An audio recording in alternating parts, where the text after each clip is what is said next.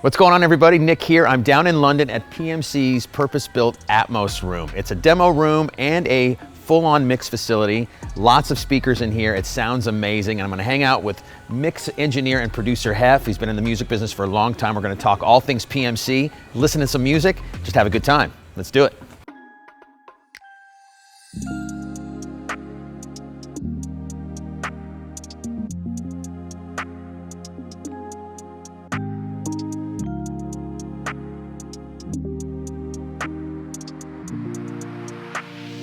Hey everybody, Nick here at PMC's Atmos Studio in London, hanging out with Heff, longtime friend of PMC. You've been working with PMC for a long time.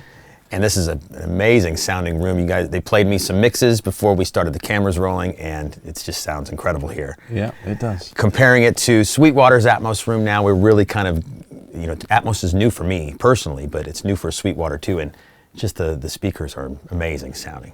They do really great in our studio as well, and obviously, this is your custom room, so it sounds incredible here. Yeah.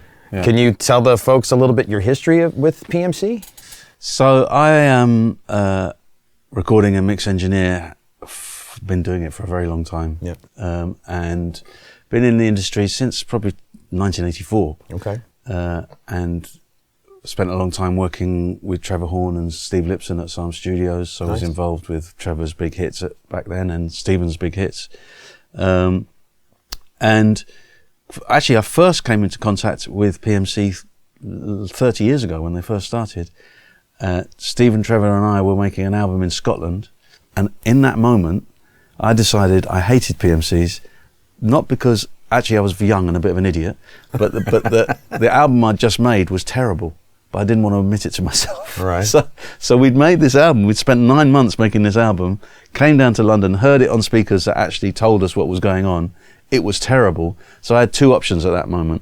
I could either go, I've just wasted 9 months of my life, or I could go, PMCs are rubbish. I went the PMCs are rubbish route because I was young and an idiot.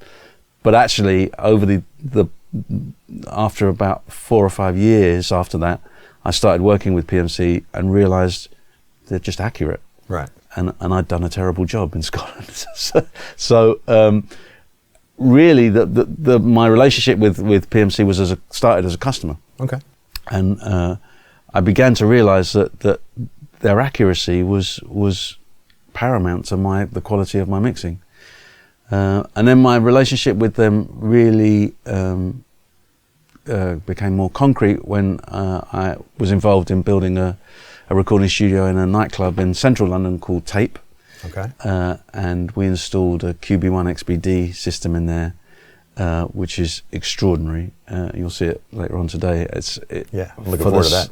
The size of room, the speakers they're like the biggest near-field monitors you've ever seen in your life, and the impact that it has on people is extraordinary. And Tape attracts a lot of the biggest artists from around the world, and any one of them, if I had a GoPro in front of the speakers watching all of these mega superstars listening to music through them, you just see people smiling and laughing because the bass end is incredible in there, like extraordinary. Nice. More recently, I began to work with them as a brand ambassador to kind of integrate them or to introduce them to a lot of the industry in the UK, because I work with a lot of young producers and artists across the UK scene. Nice. So that's my role here. Cool. And then so speaking about Atmos specifically, what first got you into this form of mixing? I mean, I know surround's been around for a while, but Atmos seems to really be taking off now, at least in the States and in my view. Yeah. So what kind of got you started in this world? So, I mean, I've always loved mixing in surround, but when I first heard about Atmos, there was a part of me that was a little bit skeptical because I was like, you know, from a consumer perspective, 5.1 and 7.1 weren't hugely successful because it's tough getting that into a consumer environment. Right.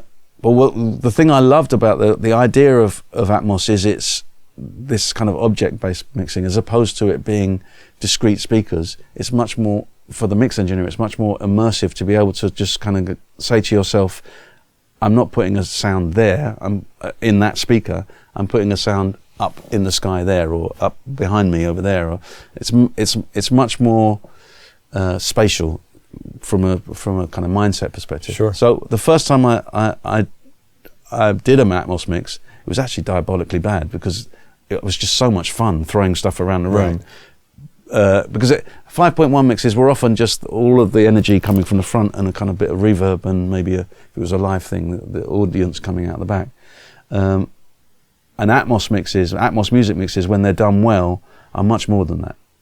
I always think there's kind of two extremes with Atmos mixes. One is when the content suits it, you can move stuff around the room a lot to great effect. And you played me some stuff, yeah, it was great. Where that's happening, and you're getting a sensory perception of stuff moving around you, and that really fits the content.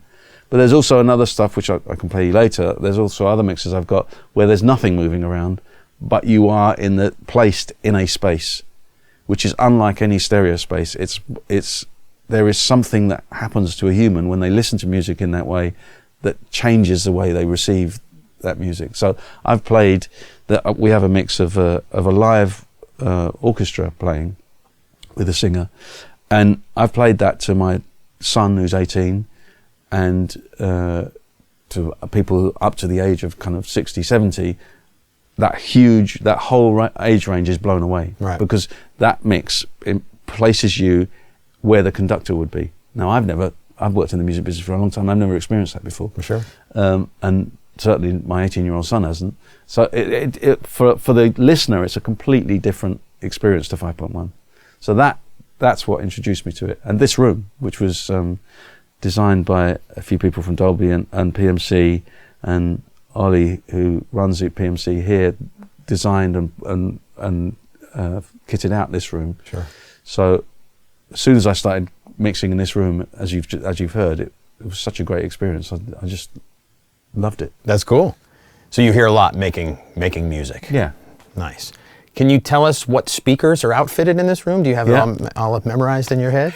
I'm sure you do. I do, yeah. So this is an 1116 Atmos room. Okay. What that means is across the front here we have LCR.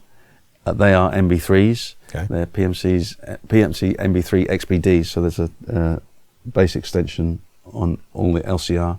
In the walls you can't see, but there are 2, 4, 6, 8 CI65s in the wall, and up top there are 6 CI45s. Nice. So the most extraordinary thing for me about mixing in this room, and I've mixed in other Atmos rooms, and it's not the same. When you pull something, when you're mixing, as you pull something off LCR into the room, you imagine you're going from a speaker, you can see the size of it, right, to a much smaller speaker. You would expect there to be a kind of energetic and sonic collapse, but there isn't.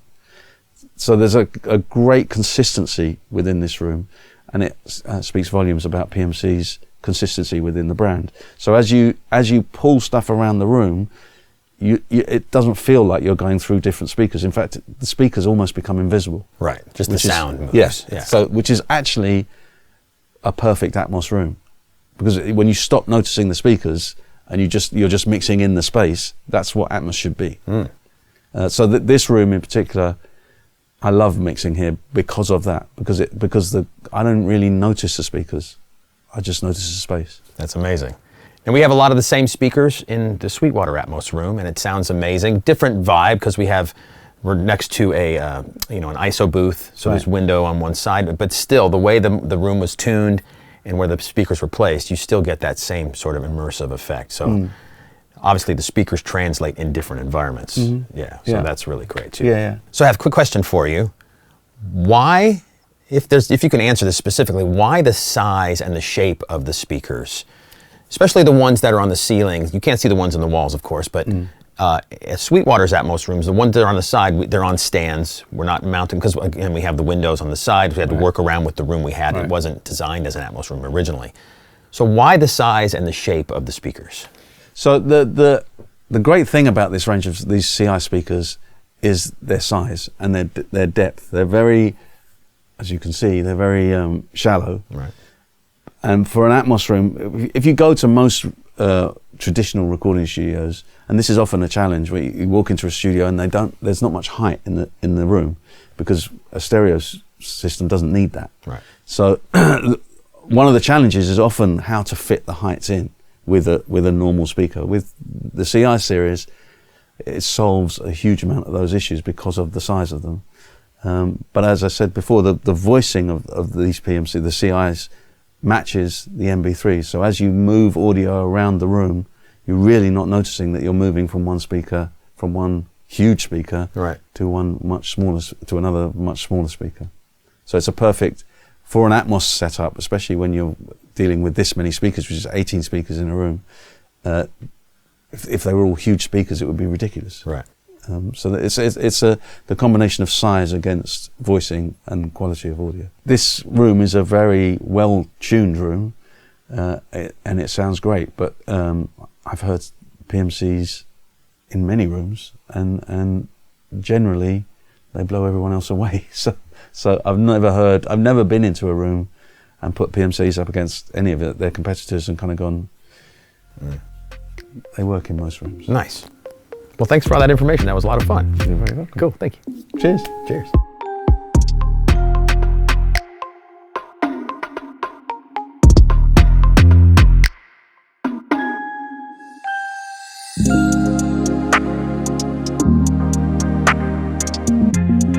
Well, this is pretty cool. The folks here at PMC, we drove into Soho in central London, and we came to the Dolby facility, and we're in the Atmos room in the Dolby building. And you were mentioning to me earlier that this room has the same speakers as we have at the Atmos room at Sweetwater. Yeah, sure. So it's a 9.1.4 room with the PMC 8.2 XBDs at the front, with a single PMC 8.2 as the center. And then it's got the CI65s in the walls as the surrounds. And yeah, I'm pretty sure that's the same setup as the Sweetwater room. Yeah, it sounds amazing here. The vibe in here is really great. We've just listened to the Imperial March, and just the sound surrounding you is incredible. No, it's cool to hear, from what my ears know from the Sweetwater room, to hear it's not that different at all. I mean, it just sounds like the PMC speakers in a nice tuned room with this beautiful music. It totally works, and it's a different environment, but it's still amazing. It's great sounding. Yeah, exactly. I mean, like Dolby put an awful lot of effort into trying to ensure that each of the rooms do sound alike, right, with the careful process of the sort of setup and calibration. And yeah, I think it shows that it works. And what's cool is that I've been in 3 Atmos rooms now, here, the PMC studio itself, where we just were, and at Sweetwater, and they're all incredible sounding and pretty similar, even though the room and the environments are different. You know, Sweetwater's room is more typical studio with glass walls on the side, yeah, but even it's still tuned perfectly and still amazing sounding. Yeah, you get that complete immersive field, yeah, from all of the sizes of the room. So this can be done anywhere. As long as the room's good and tuned right, you put PMC speakers in there, you can have an amazing Atmos experience. Yeah. Yeah.